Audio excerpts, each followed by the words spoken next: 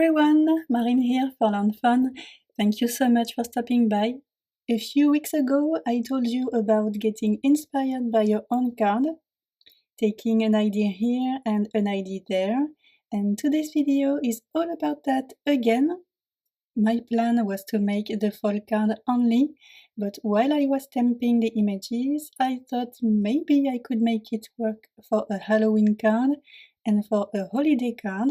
So with the same design, but by changing the backgrounds and some images, I was able to do 3 different cards, and I hope that it will inspire you to look back at the cards you've made and upgrade them just by changing the color palette or changing the theme. There are so many possibilities.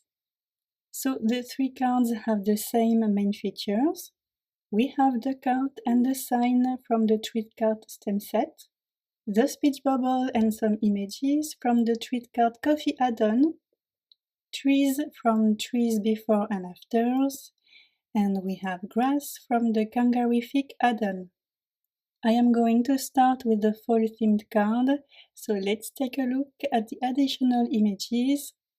We have 2 cute squirrels and the acorn from Let's Go Nuts, 2 leaves from Jump for Joy, the bale of hay from Hey There Hayrides, and a sunflower and pumpkin from Happy Harvest. And the color scheme was directly inspired by the new Falling Leaves papers. This combination of orange, yellow, aqua and khaki green is absolutely gorgeous, and it's just perfect for the fall season. This color palette goes on the treat card, on the leafy banner and on the trees, and we also have lots of brown shades.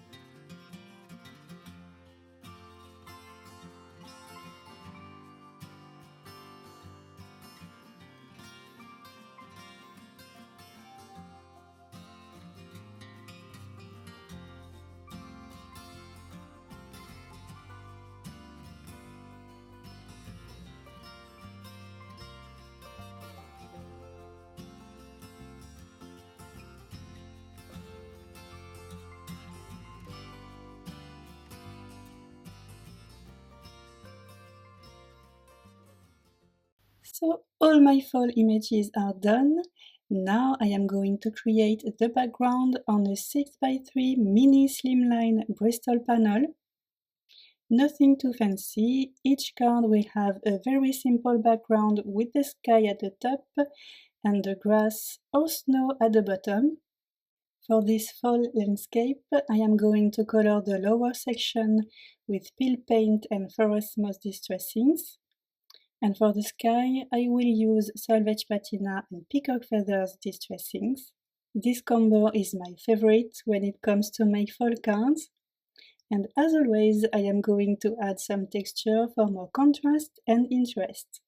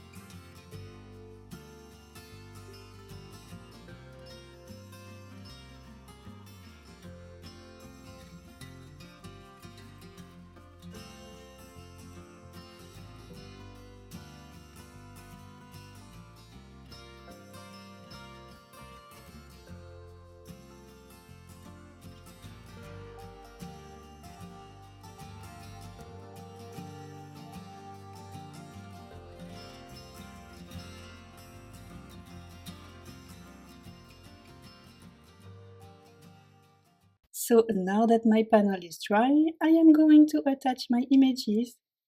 I am starting with the trees and images in the back, and I always like my scenes to have lots of dimension, so I am using 1mm and 2mm foam squares to stick everything.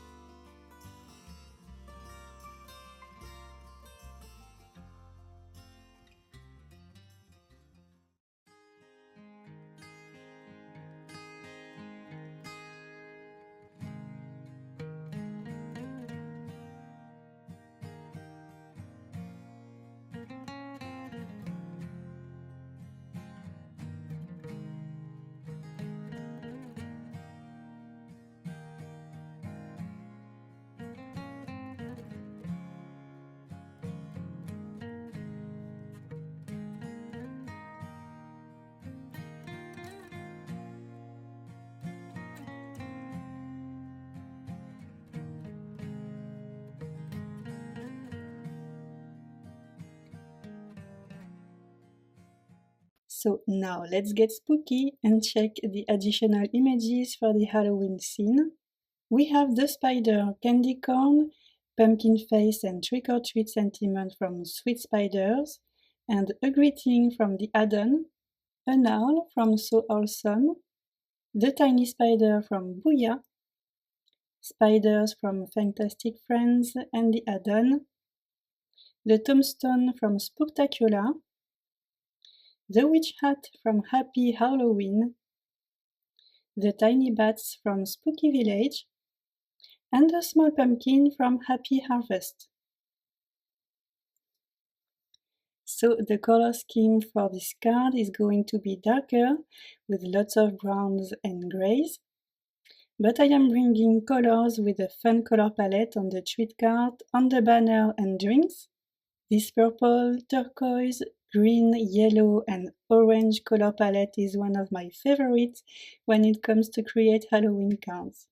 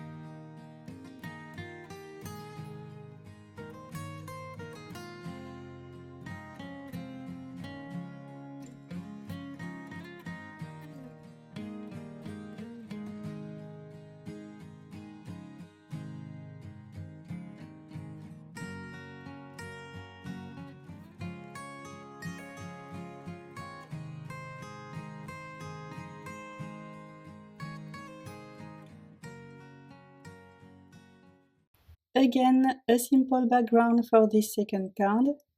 I am going for a bright green grass on the lower part using maudlin and rustic wilderness oxide inks.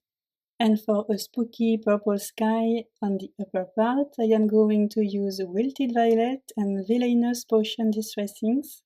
I really love that just by simply changing a color palette, you get a total different look, a different mood and vibe.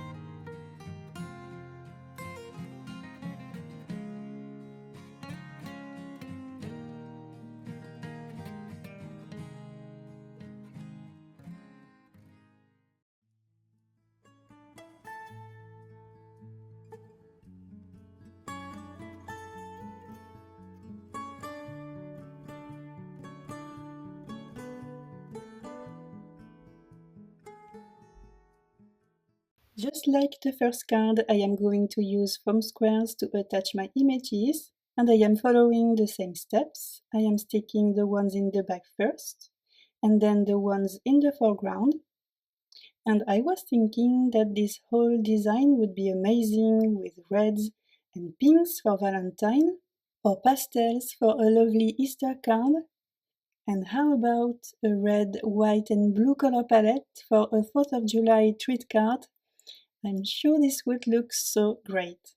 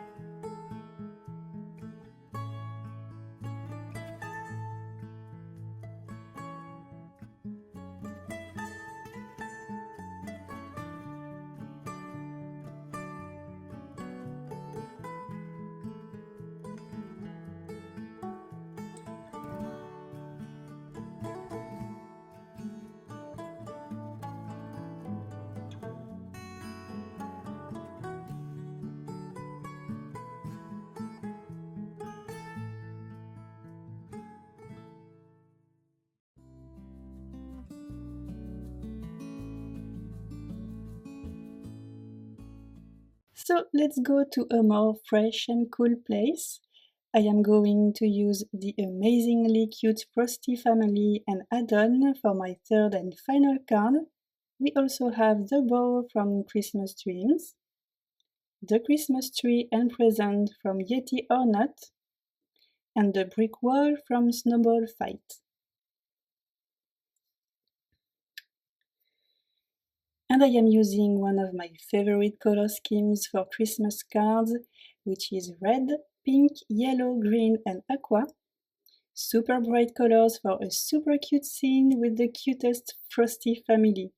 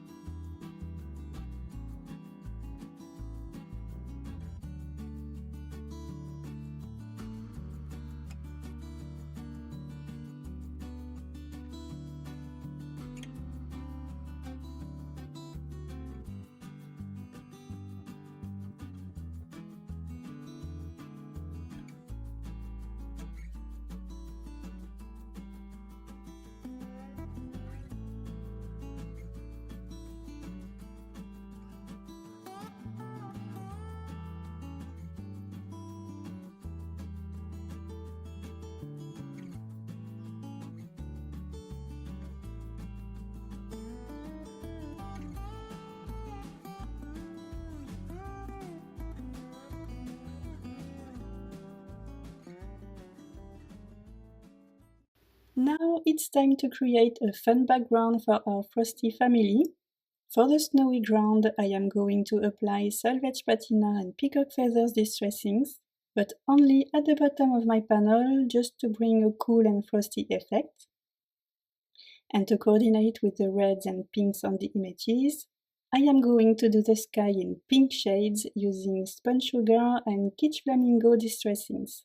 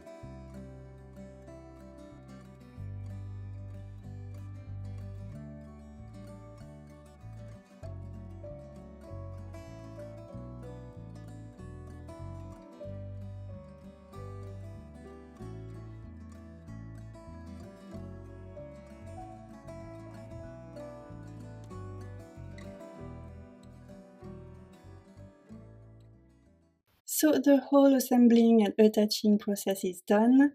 I stuck each panel to a white card base, and now I am going to stamp an additional greeting inside each card. For the autumn card, I am stamping "Wishing you a beautiful fall." For the Halloween card, I am stamping "Have a treat-filled Halloween." And for the Christmas card, I am stamping "Have a beautiful holiday." As always, I am going to add highlights and details to the images using a white gel pen. And for an extra sparkling touch, I am also going to add some White Blizzard Novo Drops to each banner. And that's it, we are done, and here are the 3 finished cards. I think they're super cute, I just love them. And I hope you do too. Thank you so much for watching this video. Have an amazing day and see you on the next one. Bye!